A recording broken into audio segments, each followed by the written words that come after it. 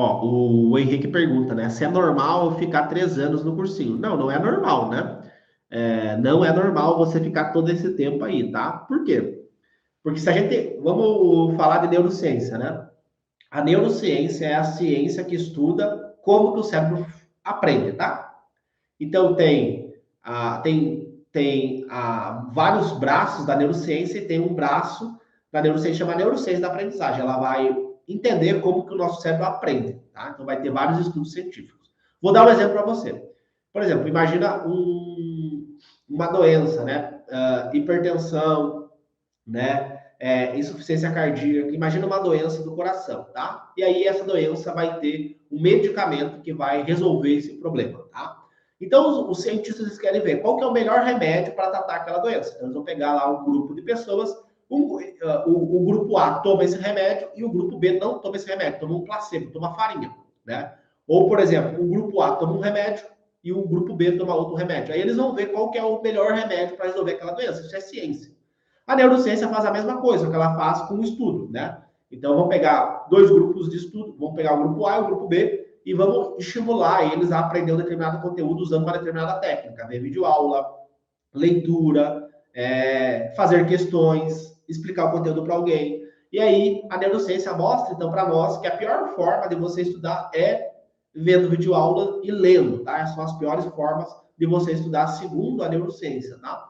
Então, acontece, quando você fica estudando ali no cursinho, vendo videoaula, né? Você fica a semana inteira, aí chega no final de semana, tua mãe te pergunta, pô, Henrique, o que tu aprendeu aí a semana inteira estudando? O que tu aprendeu que se cair na prova não tem como tu errar?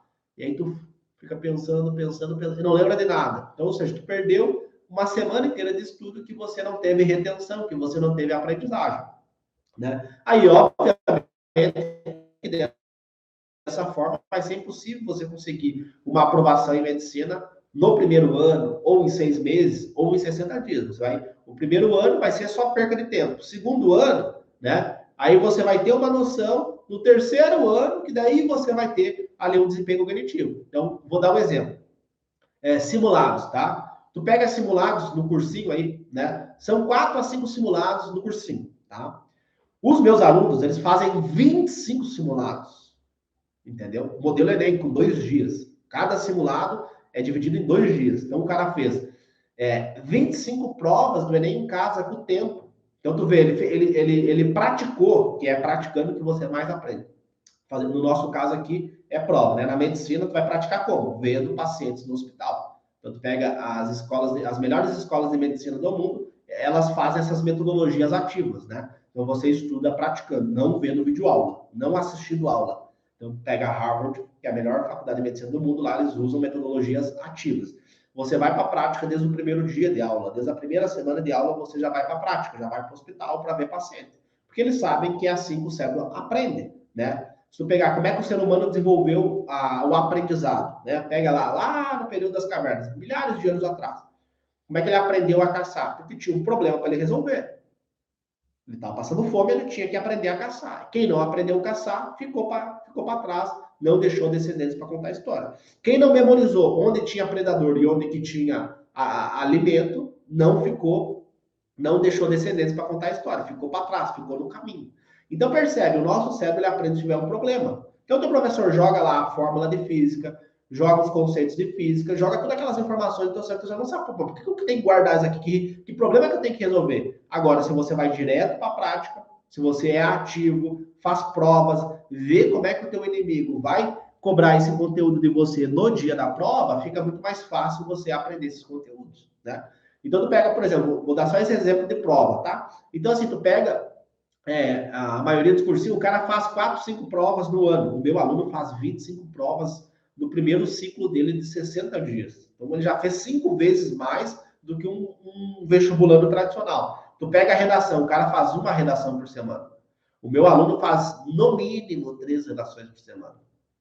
Ele faz 60 redações no primeiro ciclo dele de 60 dias. Tu entende? Então, tem um volume de prática muito maior. Se você, Henrique, se você quer ser um médico de sucesso, o que você tem que fazer? Você tem que praticar, né? Tu vai fazer uma cirurgia. Qual o cirurgião que vai fazer a cirurgia com você? Aquele cirurgião que tem um monte de teoria, mas ele operou pouco. ou aquele cirurgião que tem pouca teoria, mas o cara tem muita cirurgia, ele fez mais de 100 cirurgias, ele fez 200 cirurgias.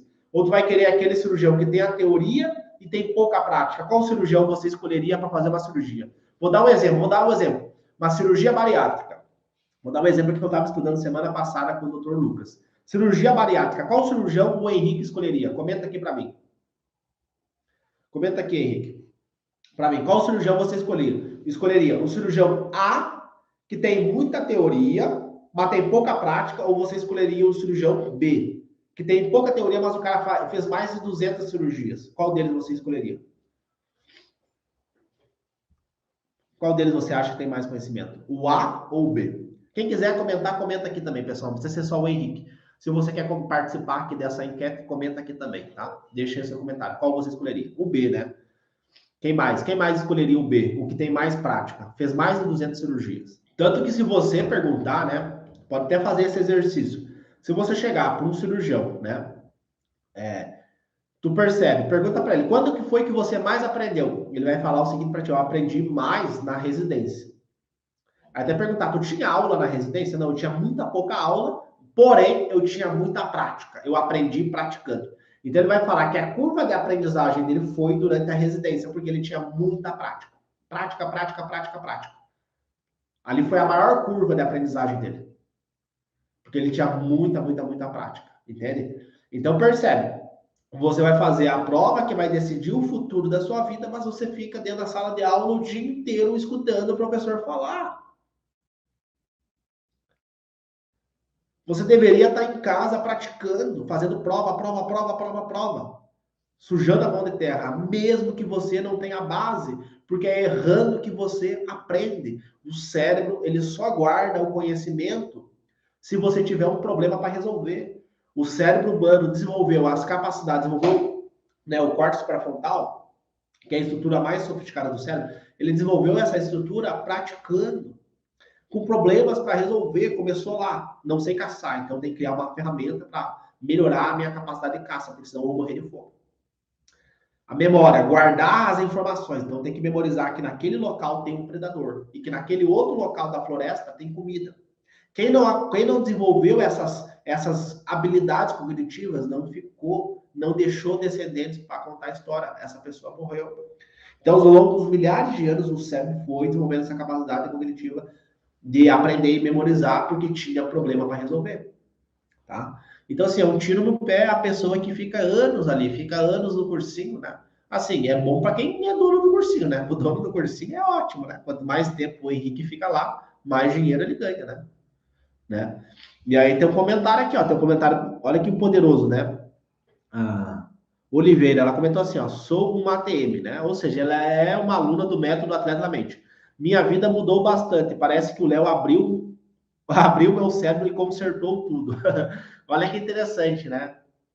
A Cida Oliveira, obrigado, querida. Olha que legal o comentário dela, né? Cida Oliveira, né? Parece que ele abriu o meu cérebro e consertou tudo, né? Então, assim, é muito legal isso, é comum, né? Ver esses alunos falando dos ganhos imediatos, né? Os resultados imediatos que eles tiveram aplicando, né? O método que eu criei, né? Léo, por que tu criou esse método de estudo? Porque eu fui classificado pela escola como uma pessoa burra, como uma pessoa que não ia ter futuro na vida. Os meus professores da escola falaram isso para mim. Você não tem futuro, você vai ter o mesmo futuro, a mesma vida que teus pais, porque você não aprende, você não memoriza. Né? Eles falaram isso para mim. E aí depois a neurociência mostrou para mim que a culpa não era minha, que a culpa era da escola. A culpa era do cursinho por eu não ter passado em medicina. A culpa era deles. Eles eram os culpados, porque essa técnica de estudo não funciona.